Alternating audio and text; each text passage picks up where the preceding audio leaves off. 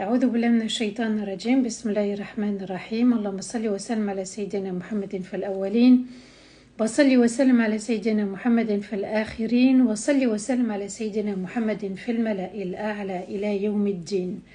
رب اشرح لي صدري ويسر لي أمري واحلل عقدة من لساني يفقه قولي.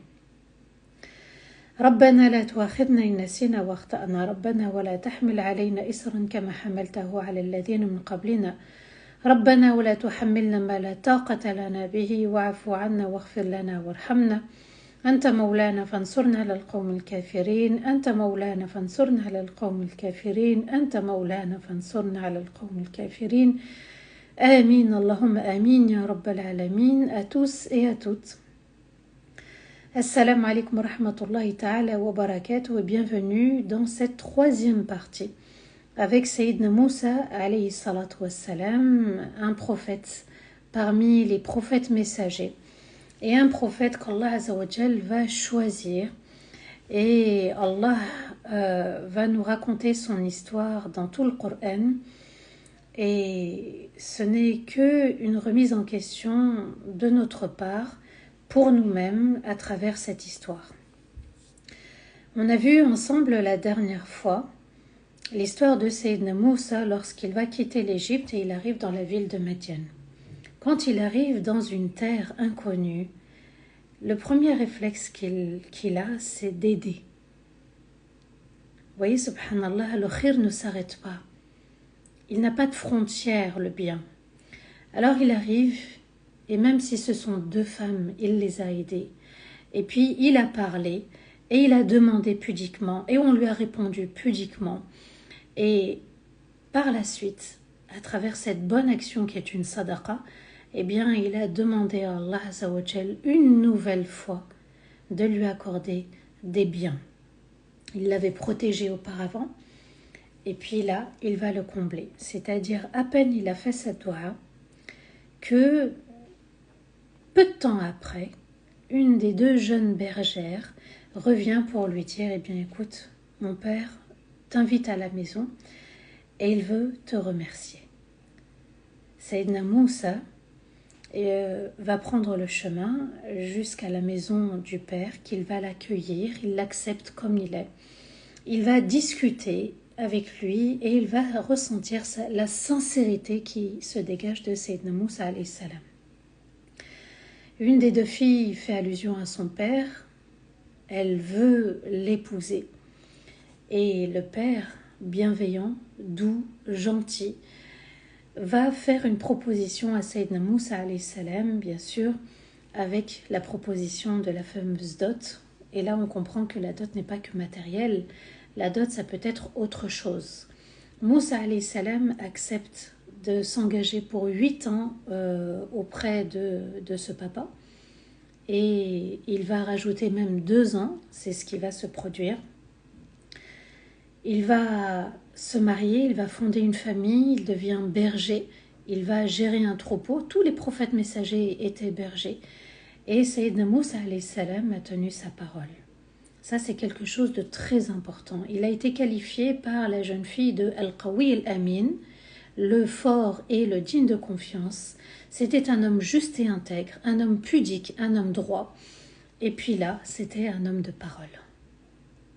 Voilà les critères importants pour un homme. Et au vu d'un père ou d'une fille, ce sont des critères à ne pas négliger. Allah Azza wa Jal nous demande ici aussi de méditer comment une histoire d'amour est née. Elle est née dans la pudeur, dans la crainte d'Allah, et elle s'est terminée avec la crainte d'Allah, c'est-à-dire quand il a séjourné les 10 années auprès du Père. L'engagement, c'est très très important, et le bon choix est aussi observer, apprendre à observer pour aimer, et non pas aimer pour après, regretter. Moussa alayhi salam va compléter et va rester 10 années auprès de ce papa, auprès de cette famille, et Allah Azza wa Jal maintenant va l'appeler. Il va quitter la ville de Madian pour aller en fait en terre d'Égypte. Pourquoi ?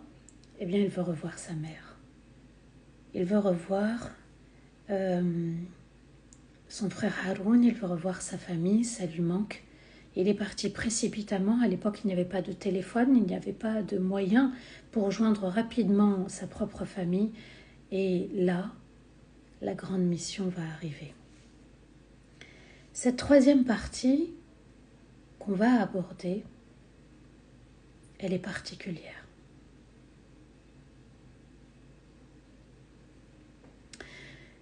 Dans toutes les histoires magnifiques qu'Allah a décrit, c'est le moment, un des moments les plus magnifiques. C'est-à-dire que même l'histoire de Sayyidina Yusuf alayhi salam, lorsque il se réconcilie avec ses frères et ses frères se réconcilient avec lui et qu'il retrouve tout le monde, le moment que va vivre Sayyidina Moussa alayhi salam, c'est un moment encore plus fort. Allah Azza wa Jalla nous dit dans Sourate Al-Qasas, les récits, verset 29, بعد أعوذ بالله من الشيطان الرجيم بسم الله الرحمن الرحيم فلما قضى موسى الأجل وسار بأهله آنس من جانب الطور نارا قال لأهلهم كثوا إني آنست نارا لعلي آتيكم منها بخبر أو جذوة من النار لعلكم تصطلون. Lorsque Moussa a accompli la période convenue, il a pris la route avec sa famille pour l'Égypte et il a très bien vu et sans aucune ambiguïté un feu du côté du mont. Et il dit à sa famille, restez ici, j'ai vu un feu. J'espère pouvoir vous en apporter une information. Est-ce que ça peut nous aider pour la route, parce qu'ils se sont sûrement perdus, ou vous apporter une partie de ce feu pour que vous puissiez vous réchauffer. Et il faisait froid. C'est la nuit, dans le désert, on n'a pas de boussole, certes on fonctionne avec les étoiles, on se repère avec les étoiles, mais ici, dans ce désert, entre l'Égypte et la ville de Médiane, il s'aperçoit qu'il y a un feu. Nar. Alors, il demande à sa famille de rester là et il va aller chercher ce qui peut leur être utile pour poursuivre la route. Jusque-là, Allah Azza wa Jal crée le suspense en nous disant il a vu un feu. Verset 30. فَلَمَّا آتَاهَا نُودِيَ مِنْ شَاطِئِ الْوَادِ الْأَيْمَنِ في البقعة المباركة من الشجرة أن يا موسى إني أنا الله رب العالمين. Et lorsqu'il est arrivé au niveau du feu, il a été appelé Ya Moussa par le côté droit de la vallée, dans la place bénie de l'arbre. Ya Moussa, c'est moi Allah, le maître des mondes. Moussa avance innocemment. Il se dirige vers ce qu'il pensait être du feu. Il s'approche, Allah l'invite seul et Allah va lui parler à lui seul. Allah nous décrit où est-ce que ça se passe, par le côté droit de la vallée, dans la place bénie de l'arbre. Il y avait un arbre et cet arbre, subhanallah, c'était lui. En fait, ça n'était pas un feu qui brûlait l'arbre. Et là, il y a Moussa.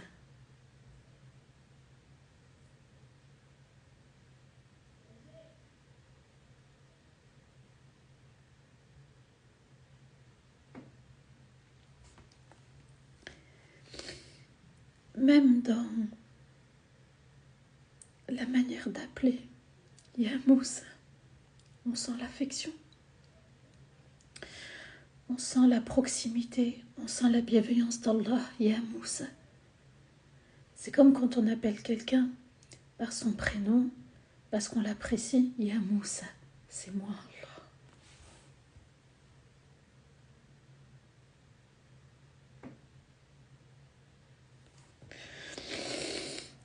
Rabbul Alamin. Voilà comment Allah s'est qualifié. Je suis le maître des mondes. C'est moi qui gère l'univers entier. Rabbul Alamin. Retenez bien cette parole parce que lorsque Pharaon va demander à Moussa de décrire Allah, il va lui apporter aussi une information. Ya Moussa, c'est moi Allah.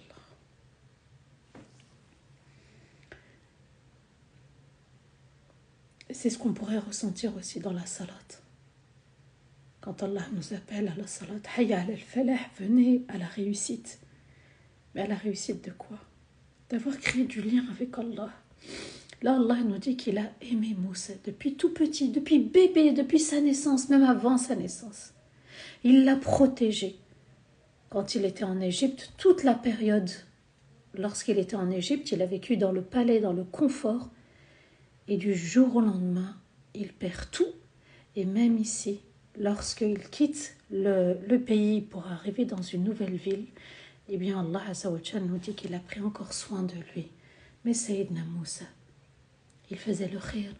Sayyidina Moussa, c'était un homme qui demandait souvent pardon à Allah pour avoir commis un homicide involontaire et avoir eu le réflexe de demander pardon à Allah tout de suite, c'est qu'il pratiquait l'istighfar. C'était quelque chose d'inné en lui. Il fait le khir, c'est quelque chose d'inné en lui. Il réagit tout de suite. Et Allah exauce tout de suite. Donc quand on fait une bonne action, on fait dua et Allah exauce. Je suis le maître des mondes. Et ensuite Allah va lui demander quelque chose de particulier sur le Taha. Maintenant on change de sourate. Versets 11 à 14. Inni ana rabbuk. فاخلع عليك إنك بالوادي المقدس طوى وأنا اخترتك فاستمع لما يوحى إنني أنا الله لا إله إلا أنا فاعبدني وأقم الصلاة لذكري. Je suis moi, ton Seigneur. Alors enlève tes sandales car tu es dans la vallée sacrée de toi. Et c'est moi qui t'ai choisi, alors écoute bien les paroles dans ce qui t'a été révélé. Je suis moi Allah, il n'y a pas autre que moi, alors adore-moi et accomplis la salat pour te souvenir de moi. Ici, subhanallah, on entend 3 fois le ana. Ana rabbuk. Ana Allah. Et là, Allah lui dit, je suis moi. Inni ana rabbuk, je suis moi ton Seigneur. Alors enlève tes sandales. Ici, subhanallah, Allah va lui demander, et c'était la première responsabilité, d'enlever ses sandales, par pudeur vis-à-vis d'Allah, par respect vis-à-vis d'Allah. On peut se dire ce sont que des sandales. Mais pour Allah, il y a le respect. Si juste ça, enlève tes sandales, c'est déjà la première étape pour se rapprocher d'Allah. Qu'est-ce qu'il y a dans nos cœurs alors? Comme péché, comme rancœur. Ce qui va en fait entacher le cœur et l'empêcher d'avancer dans la foi, dans la crainte d'Allah. Avoir la foi, ça veut dire quoi? Ça veut dire être convaincu qu'Allah est capable de tout. C'est ça, avoir la foi. Et être convaincu qu'Allah est capable de tout. Et il va lui dire, enlève tes sandales, ici tu es dans la vallée sacrée. Et quand on rentre dans la salat, rien que le tapis, ça devient un territoire sacré. Parce qu'on est debout face à Allah et on a enlevé nos sandales, on a enlevé ce qui était impur, on a même fait nos petites ablutions, voire nos grandes ablutions. C'est moi qui t'ai choisi. Ce qu'Allah dit ici à Sayyidina Moussa alayhi salam, on peut l'entendre pour nous. Allah m'a choisi, il m'a fait exister. Et là, Allah lui dit directement, c'est moi qui t'ai choisi, ya Moussa. Alors écoute bien les paroles dans ce qui va te être révélé. Écoute bien. Je suis moi, adore-moi, je suis moi, la reconnaissance d'Allah. Je suis moi, Allah, il n'y a pas autre que moi. Allah veut dire l'être auquel on s'attache, l'être auquel on dépend. Je prends mon bonheur auprès d'Allah et c'est lui qui me protège de tout. Le mal des autres, c'est lui qui me protège contre la pauvreté, c'est lui qui me protège contre l'échec, c'est lui qui me protège, c'est lui qui me protège. Ici, Allah lui dit, il n'y a pas autre que moi. Celui auquel on s'y attache fermement, c'est uniquement Allah. Les autres ne sont juste qu'un moyen pour se rapprocher d'Allah. Et il ajoute, alors adore-moi. Al-ibada veut dire suivre.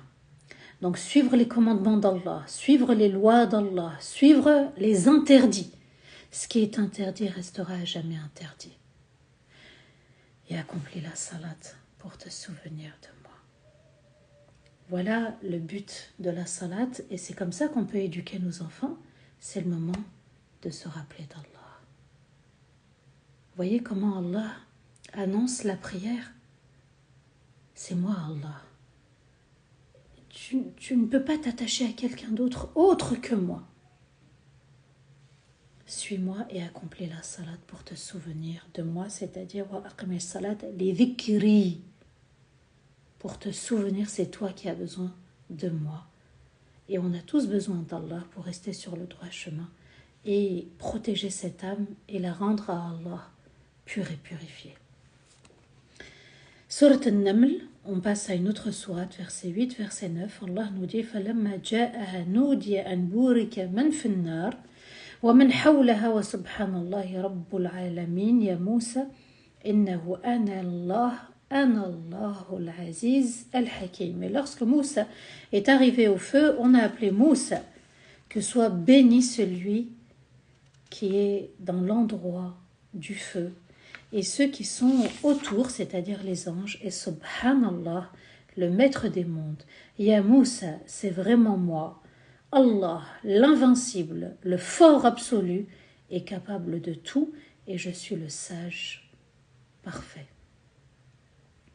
Allah va se décrire à Moussa, alayhi salatu wassalam, et il lui dit que soit béni celui qui est dans l'endroit, c'est-à-dire Sayyidina Moussa, plus les anges. Le lieu est déjà béni par Allah.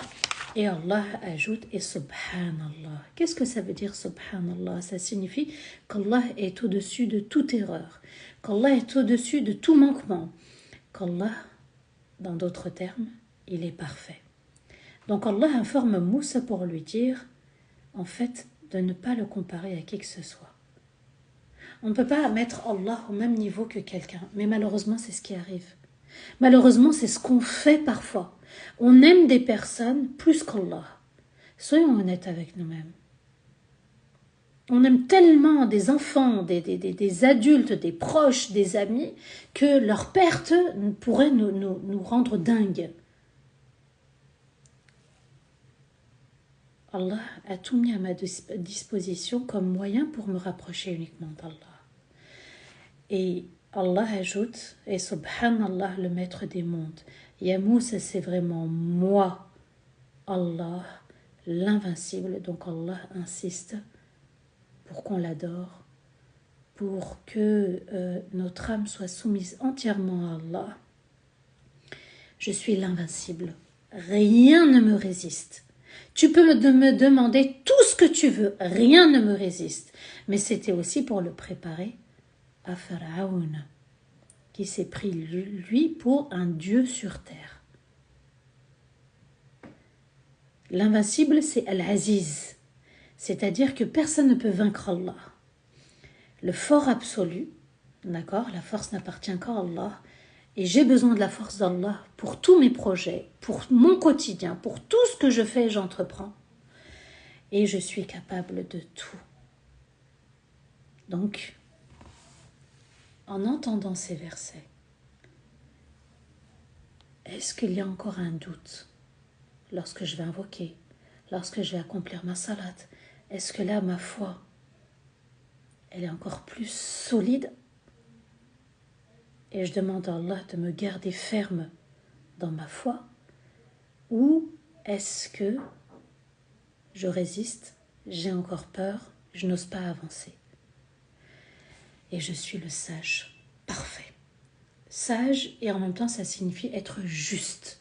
Allah est juste, il est sage, c'est-à-dire que quand il répond, sa réponse est sage. Et dans toutes nos doigts, il a répondu de manière sage, de manière juste. C'est à nous de revoir notre manière de penser au sujet d'Allah. Allah vient de se décrire. Et là, ça doit booster notre cœur. Ça doit renforcer en se disant, oui, c'est vrai, avec Allah, je dois être en paix dans mon cœur. Et je dois penser du bien à chaque fois. Au contraire, même quand on n'invoque pas, quand on ne demande pas à Allah, Allah a dit, le prophète alayhi salatu wassalam, se met en colère contre nous. Parce qu'on n'a pas demandé. Ça, c'est la rahma d'Allah. Quand on ne demande pas, il y a la colère d'Allah. Mais quand on demande, quand on supplie, quand on invoque, Allah aime. Donc il répond forcément. Il est juste. Il répond parce qu'il a promis. Rien ne lui résiste. Ma demande, rien ne résiste à Allah. Je peux lui demander et avoir confiance dans sa réponse à lui, pas dans ma réponse à moi. Si on s'écoute, on est injuste envers nous-mêmes. On se fait du mal, beaucoup de mal. Mais Allah sait encore mieux que nous parce que nous, on est habités parfois par nos hormones, par des blessures, par des émotions. Mais Allah reste juste.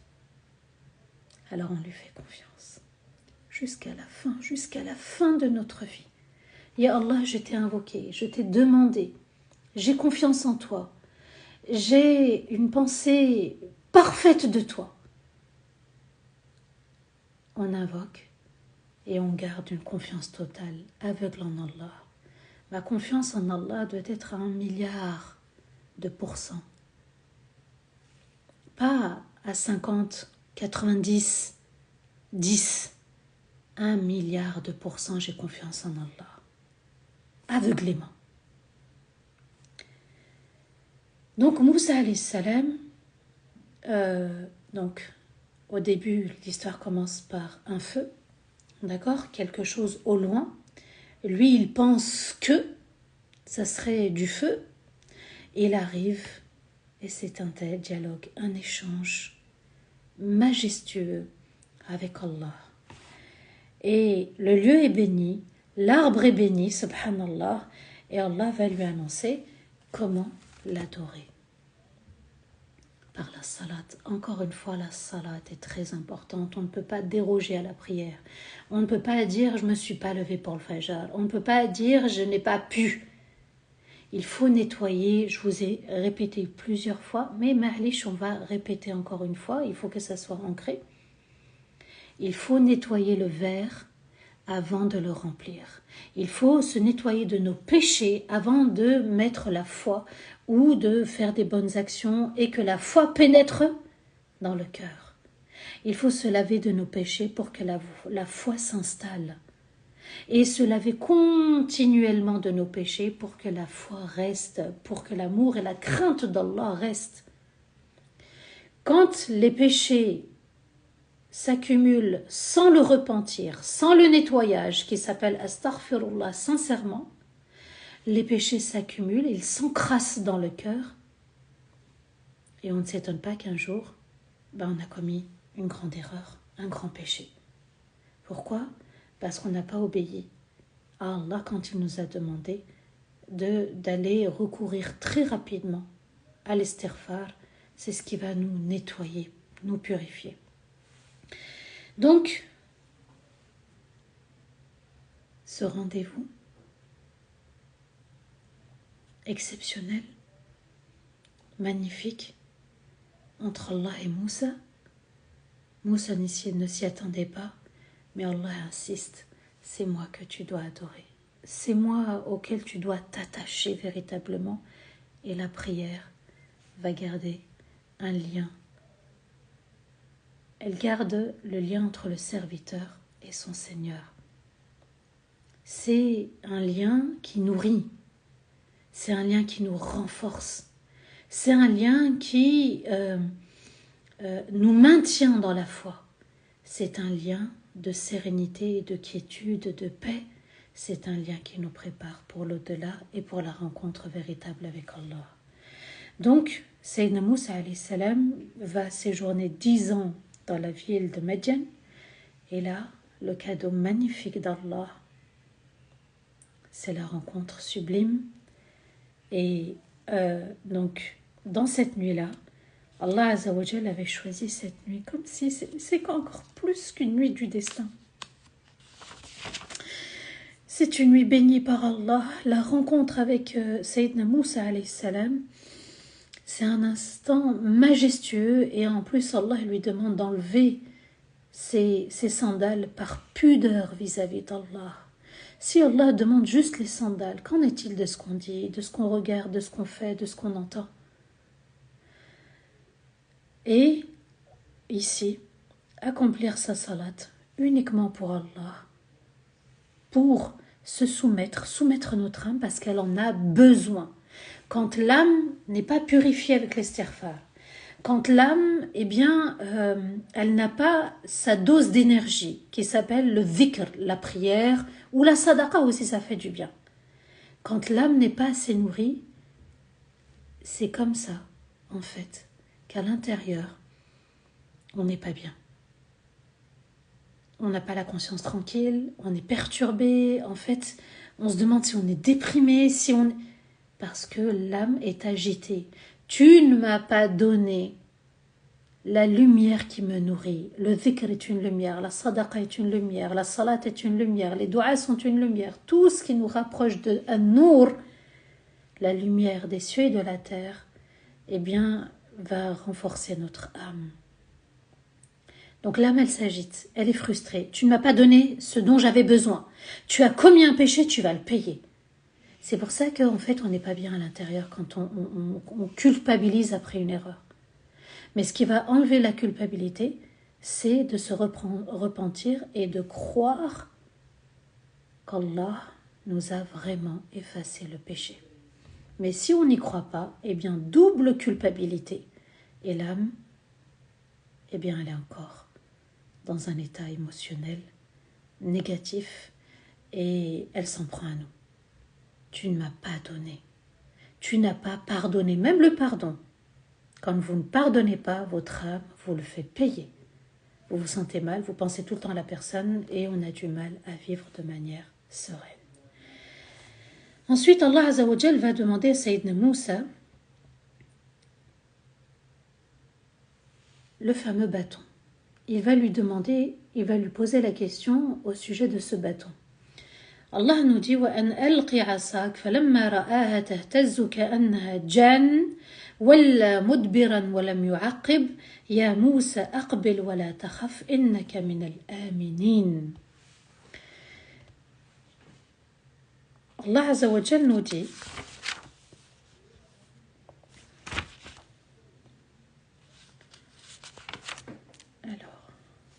voilà. Alors, je me suis trompée. Ah oui, donc ici. Lance ton bâton, Ya Moussa. Et qu'est-ce qui se trouve dans ta main droite? Ya Moussa, il répond, ceci est mon bâton. Je m'appuie dessus et je m'en sers pour faire tomber les feuilles des branches et pour mon troupeau. Et en dehors de cela, il y a d'autres utilités, d'autres fonctions à ce bâton. Allah Azza wa Jal lui demande, en fait, qu'est-ce qu'il y a dans ta main droite? Est-ce qu'on a l'impression que Allah ne savait pas? Allah lui dit, وَمَا تِلْكَ بِيَمِينِكَ يَا مُوسَى. Ya Moussa, encore une fois, il recite son prénom. Ya Moussa, qu'est-ce qu'il y a dans ta main droite? قال هي عصاي أتوكأ عليها وأهش بها على غنمي ولي فيها مآرب أخرى. ce bâton, je m'appuie dessus, comme n'importe qui aurait une canne et qui voudrait s'appuyer pour avancer. Et aussi, je l'utilise pour faire tomber les feuilles pour mon troupeau. Donc, je nourris aussi avec mon troupeau. Et il y a d'autres vertus et aussi je l'utilise pour d'autres choses. Donc, Moussa alayhi salam arrive avec un bâton. Il est berger, il a un bâton. Alors, Allah va lui demander de lâcher le bâton. C'est ce qu'Allah nous dit dans Surat Taha, verset 19.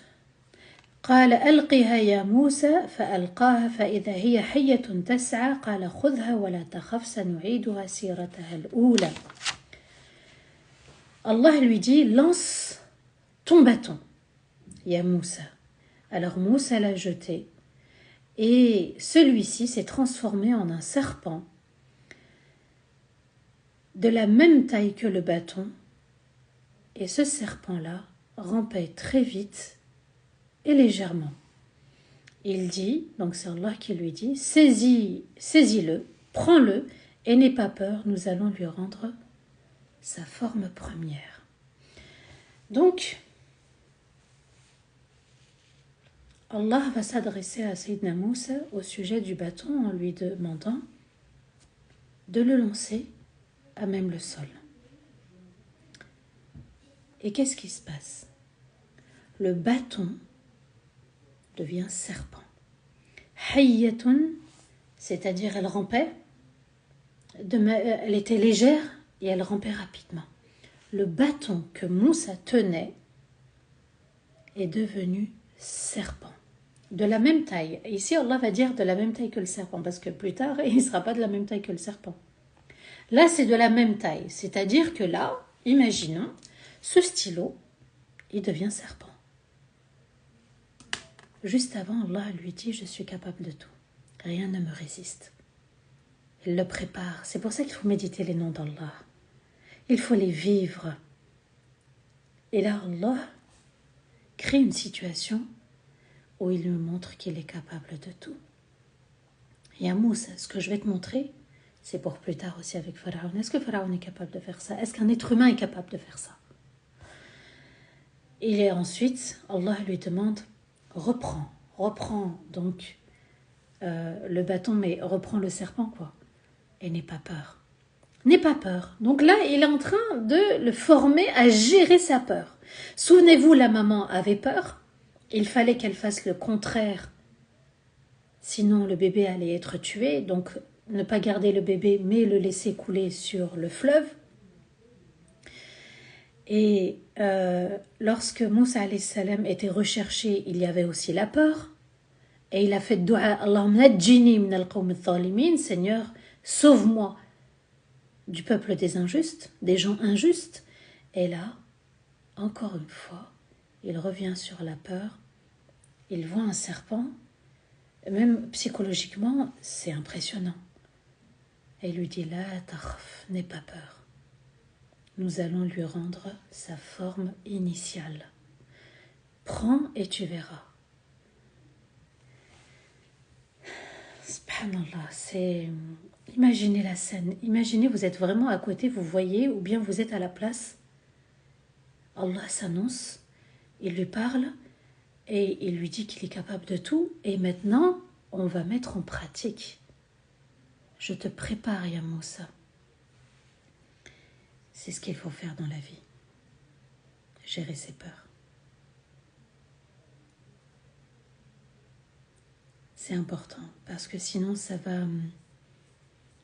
va s'installer et ça peut faire développer d'autres peurs jusqu'à devenir de la phobie. Et là, l'entraînement pour accomplir la mission, on y est. Il ne lui a pas encore annoncé la mission avec Pharaon, mais ici, n'aie pas peur. C'est une phrase qu'il faut retenir et se la répéter très souvent, n'aie pas peur. De se le dire à soi-même, n'aie pas peur. Fais le contraire. C'est un grand enseignement dans l'histoire de Sayyidina Moussa alayhi salam. La force appartient à Allah. Si je veux combattre la peur, je dois d'abord l'accepter. C'est ce qu'il lui dit. Accepte le serpent comme il est, accepte que le bâton est devenu serpent et ensuite gère ta peur. Donc j'accepte la peur et je me dis à moi-même, n'aie pas peur. C'est ce qu'Allah lui dit. N'aie pas peur, ya Moussa. Et le serpent va redevenir bâton plus tard aussi. Et Allah nous dit, versets 21 et 22, وَضْمُمْ يَدَكَ إِلَى جَنَاحِكَ تخرج بيضاء من غير سوء آية أخرى لنريك من آياتنا الكبرى. Et rentre ta main par la fente de ta tunique et pose-la sous ton aisselle. Elle ressortira blanche, c'est-à-dire d'une lumière blanche, sans aucun défaut ou laideur, et elle sera le second signe, le second miracle. Alors, ici aussi, c'est une image où Allah Azza wa Jal, lorsqu'il dit rentre ta main par la fente donc de ta tunique et va jusqu'à ton aisselle. Ça signifie quoi aussi? Parce que la main va en ressortir lumière. Va chercher Allah au fond. Fais les efforts. Va chercher Allah. Ne reste pas à la surface. Fais les efforts pour te rapprocher d'Allah. Fais la connaissance d'Allah. C'est à nous, et puis d'aller encore plus profond. C'est pour ça qu'il faut connaître Allah avant de l'aimer.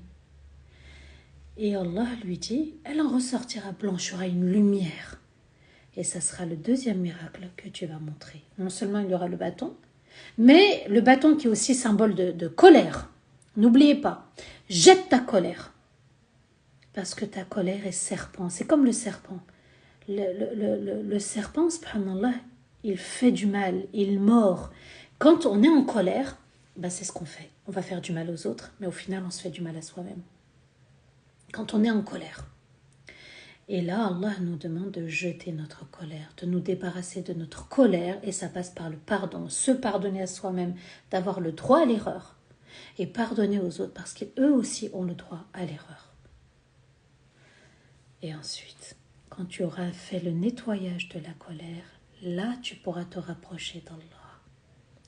Là, l'aisselle, c'est vraiment la chaleur, c'est la proximité, c'est un endroit, subhanallah, bien précis qu'Allah a choisi. C'est l'aile. Pour qu'on soit sous l'aile d'Allah, il faut absolument aller vers lui. Et verset 22, Allah lui dit, ces deux miracles vont te montrer nos futurs plus grands miracles. Et la partie 3 s'arrête ici. Donc, Allah Azza wa Jal nous demande de méditer l'histoire de Sayyidina Moussa pour en tirer des leçons. Se débarrasser de sa colère, pardonner à soi-même, pardonner à ses parents, pardonner à ses proches, pardonner à ses amis, pardonner aux gens qui se sont mal comportés, pour pouvoir accueillir la lumière d'Allah, celle qui va venir être une paix dans le cœur. La lumière, elle adoucit, la lumière, elle éclaire, la lumière, elle apporte la sérénité. La colère n'apporte rien de tout ça. Donc, ici, si on veut se rapprocher d'Allah, il y a des efforts à faire. Et c'est à la portée de tout le monde de s'adresser à Allah. C'est à la portée de tout le monde d'adorer Allah. C'est à la portée de tout le monde d'accomplir sa salat comme il se doit. En méditant surtout Surat al-Fatiha, c'est à la portée de tout le monde d'être un musulman soumis véritablement à Allah. Le Coran, en lui-même, ce sont des paroles magnifiques et des paroles véritables et des paroles miraculeuses. On l'a entre nos mains, on l'a quotidiennement. C'est un des grands miracles, subhanallah. Quand on voit ces miracles qui se produisent, le Coran aussi est un miracle. C'est un des grands signes d'Allah. Souvenez-vous, dans l'histoire de Sayyidina Muhammad sallallahu alayhi wa sallam, lorsque Sayyidina Jibril arrive dans la grotte de Hira et lui dit « Iqra ». Alors nous aussi, on se doit de lire, mais lire véritablement. Et lire aussi entre les lignes, qu'est-ce qu'Allah a voulu me transmettre comme message. C'est à moi aussi qu'il parle. Il parle à tout le monde. Quand on lit le Coran, eh bien c'est Allah qui nous parle à travers le Coran. Qu'Allah nous garde sur le droit chemin, qu'Allah nous élève en degré, qu'Allah nous élève en degré, qu'Allah nous accorde le firdaus al-a'la. Amin ya Rabbal Alamin. بارك الله فيكم استغفر الله لي ولكم سبحان ربك رب العزة عما يصفون وسلام على المرسلين والحمد لله رب العالمين آمين اللهم آمين